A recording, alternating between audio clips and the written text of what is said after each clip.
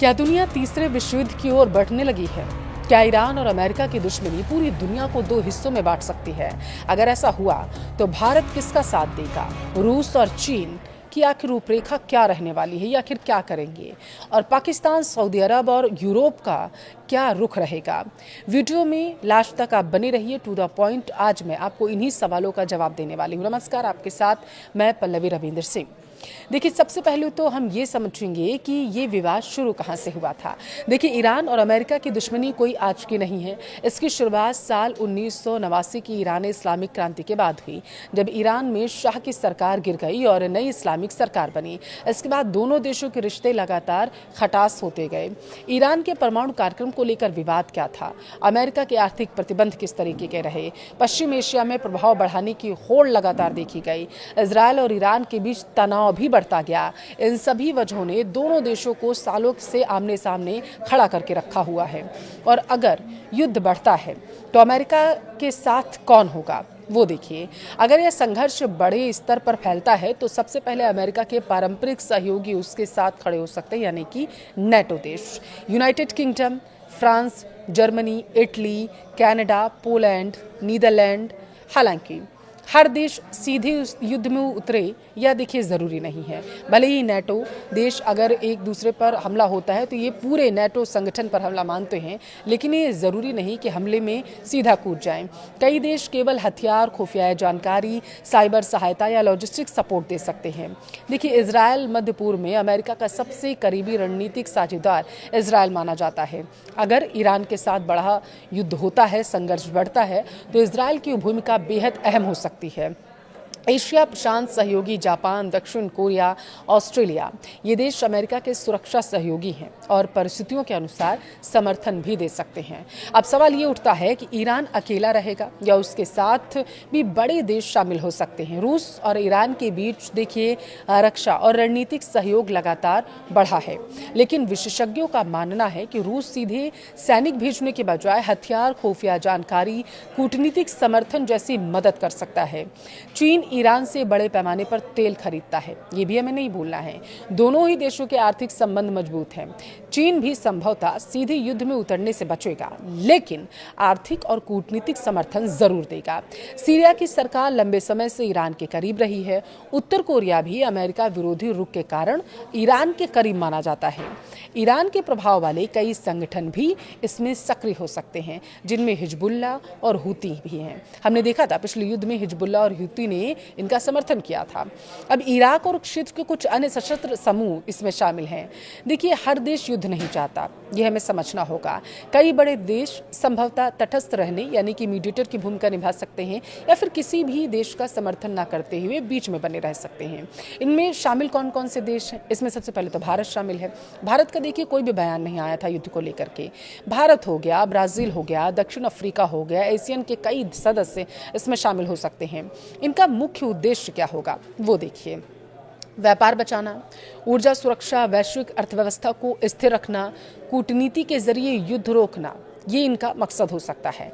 अब देखिए, भारत की स्थिति सबसे दिलचस्प यहाँ पर है और जटिल भी है। अब ऐसा क्यों माना जा रहा है वो समझिए।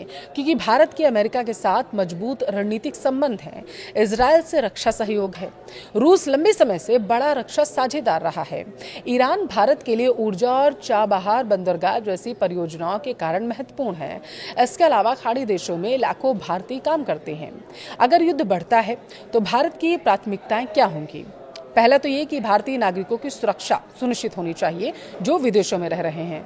कच्चा तेल की सप्लाई बनी रहे ताकि देश में अस्थिरता न फैल जाए। तीसरा ये कि समुद्री व्यापार सुरक्षित रहना चाहिए, क्योंकि हमने देखा पिछले दिनों समुद्र में हॉर्मुज स्ट्रेट पे हमारे कई जहाज फंस गए थे, तो समुद्री व्यापार भी सुरक्षित रहना चाहिए।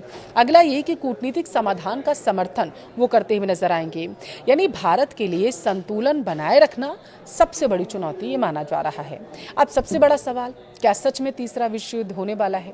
देखिए, अभी ऐसा कहना जल्दबाजी होगी। दुनिया की बड़ी शक्तियां जानती हैं कि आधुनिक विश्व युद्ध केवल सैन्य संघर्ष नहीं होता है, बल्कि वैश्विक अर्थव्यवस्था, ऊर्जा बाजार, साइबर सुरक्षा, खाद्य आपूर्ति, परमाणु हथियारों के खतरे, सब कुछ इससे प्रभावित होता है।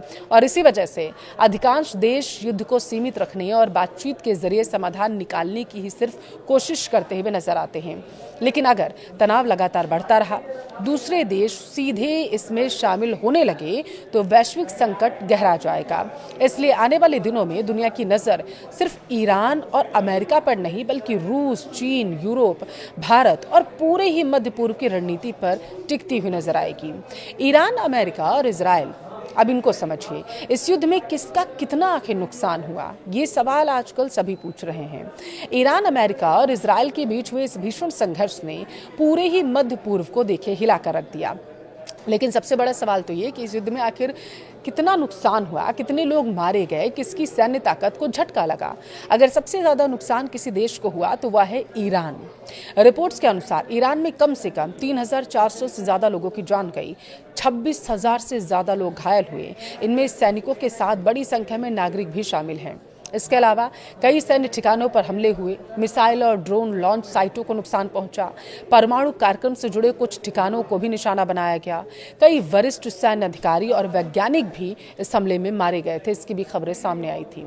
अब पहले से प्रतिबंधों से जूझ रही अर्थव्यवस्था पर युद्ध ने अतिरिक्त दबाव डाल दिया है। वहीं इजराइल की मजबूत और डिफेंस प्रणाली ने बड़ी संख्या में मिसाइलों को रोक के रखा था, लेकिन फिर भी कई हमले इजराइल में भी हुए हैं जो सफल रहे ईरान की तरफ से जो किए गए। अब रिपोर्ट से कहते हैं कि तकरीबन 26 से 40 लोगों की जान गई, हजारों लोग घायल हुए, कई नागरिक भी इसमें शामिल हैं। कई रिहायशी इलाके, औद्योगिक परिसर और सार्वजनिक ढांचों को भी नुकसान पहुंचा है इजराइल में। लगातार मिसाइल हमलों के कारण स्कूल, हवाई सेवाएं और सैन्य जनजीवन पूरी तरीके से प्रभावित हुआ। इसके अलावा इजराइल को अपनी मिसाइल रोधी प्रणाली और सैन्य अभियानों पर भी भारी खर्च उठाना पड़ा है।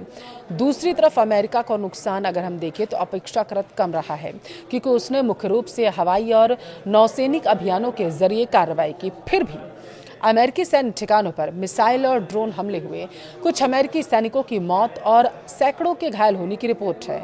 सैन्य अभियानों, हथियारों, तैनाती पर अरबों डॉलर का खर्च अमेरिका की तरफ से किया गया। अलग अलग आंकड़ों में जो बातें सामने आई वो चौंकाने वाली हैं। सबसे बड़ा नुकसान किसका हुआ, अब ये आप पूछ रहे होंगे। अगर तीनों देशों की तुलना की जाए तो मानवीय नुकसान सबसे ज़्यादा ईरान को हुआ, सबसे ज़्यादा लोग वहाँ के मारे गए। आर्थिक नुकसान ईरान पर सबसे बड़ा असर इसका देखा गया, जबकि इजराइल और अमेरिका को भी भारी सैन्य खर्च उठाना पड़ा।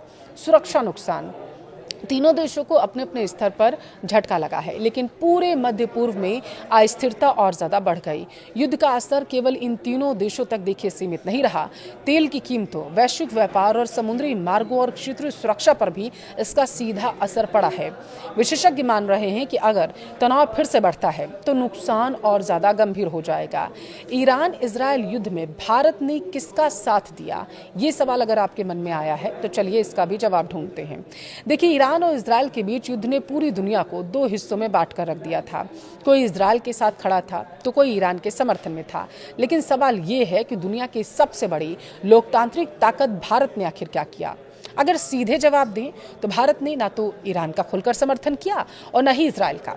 भारत ने लगातार यही कहा कि युद्ध नहीं, बातचीत और कूटनीतिक से ही हर मुश्किल का समाधान निकल सकता है।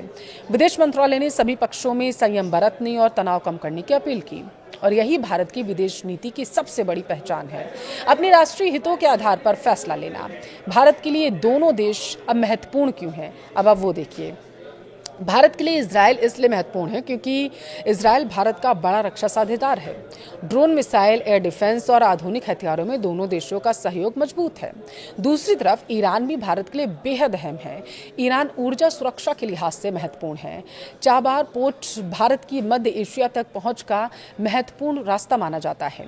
पश्चिम एशिया में भारत के रणनीतिक हित ईरान से भी जुड़े हुए हैं, यानी भारत किसी एक रिश्ते को खराब करने का जोखिम नहीं उठा सकता।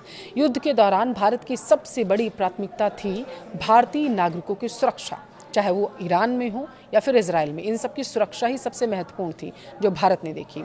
सरकार ने संघर्ष वाले क्षेत्रों में रह रहे भारतीयों के लिए एडवाइजरी जारी की और ज़रूरत पड़ने पर निकासी और सहायता की व्यवस्था भी सरकार की तरफ से की गई। विदेश मंत्रालय लगातार हालात पर नजर बनाए रखा था। भारतीय मिशनों को अलर्ट पर रखा गया था। दूसरी बड़ी चिंता की तेल आपूर्ति की थी भारत की तरफ से। भारत अपने कच्चे तेल का बड़ा हिस्सा दरअसल खाड़ी देशों से आयात करता है। अगर युद्ध बढ़ता, हॉर्मुज स्ट्रेट प्रभावित होता तो भारत में पेट्रोल डीजल की कीमतों और अर्थव्यवस्था पर इसका असर पड़ सकता था। इसलिए भारत ने तनाव कम करने की अपील लगातार जारी रखी।